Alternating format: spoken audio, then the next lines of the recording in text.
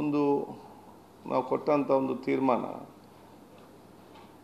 ಅದು ಎಷ್ಟು ಸಮಯ ಅಂತ ಚರ್ಚೆ ಅಲ್ಲ, ಅದು ಯಾಕಾಗಿ ಕೊಟ್ಟಿದೆ ಅಂತಂದು ಚರ್ಚೆ. ಆ ಘಟನೆ ನಡೆದಿದೆ, ಅದಕ್ಕೆ ಅನುಗುಣ ಈ ಸದನಕ್ಕಿಂತ ದೊಡ್ಡದು ಯಾವುದು ಕೂಡ ಈ ರಾಜ್ಯದಲ್ಲಿಲ್ಲ. ಸಂವಿಧಾನಬದ್ಧವಾಗಿ ಸದನದಲ್ಲಿ ಇನ್ನು ಅಧ್ಯಕ್ಷರ ಪೀಠಕ್ಕಿಂತ ಮಹತ್ವದ್ದು ಮತ್ತು ಪಾವಿತ್ರದ್ದು ಯಾವುದು ಕೂಡ ಇಲ್ಲ. ಅದಕ್ಕೆ ಆಗಬಾರ್ದಂತ ಹೇಳಿಕೊಂಡು ಆ ಒಂದು ಘಟನೆ ಸಂಬಂಧ ಕೊಟ್ಟಂತಲ್ಲದೆ ಇದು ಅವಧಿ ಅದು ವಿಚಾರ ಅಲ್ಲ.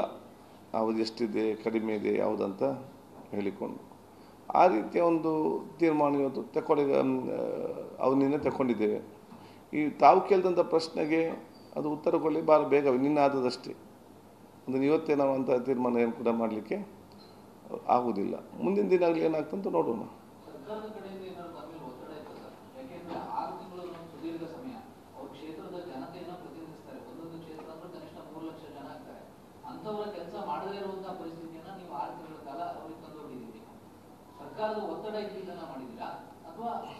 ಸರ್ಕಾರದ ಯಾವುದೇ ಒತ್ತಡ ಕೂಡ ಸರ್ಕಾರದ ಇರಲಿಲ್ಲ.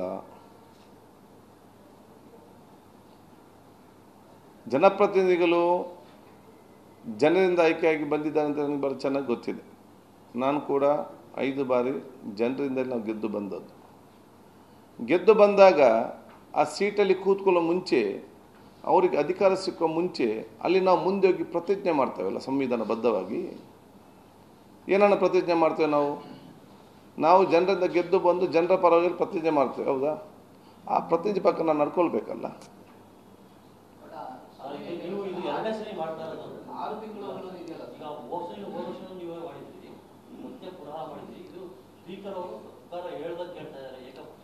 ನೋಡಿ, ಮತ್ತೆ ನಾವು ಸುಮ್ಮನೆ ಮಾಡಿದ್ದೇವಾ? ಅದೇ ಪ್ರಥಮ ಬಾರಿ ಆ ರೀತಿಯ ಆ ಪೀಠಕ್ಕೆ ಅಗೌರವ ತೋರಿಸುವ ಒಂದು ವಿಚಾರ ಆಯಿತು ಡೆಪ್ಯೂಟಿ ಸ್ಪೀಕರ್ ಇದ್ದಾಗ.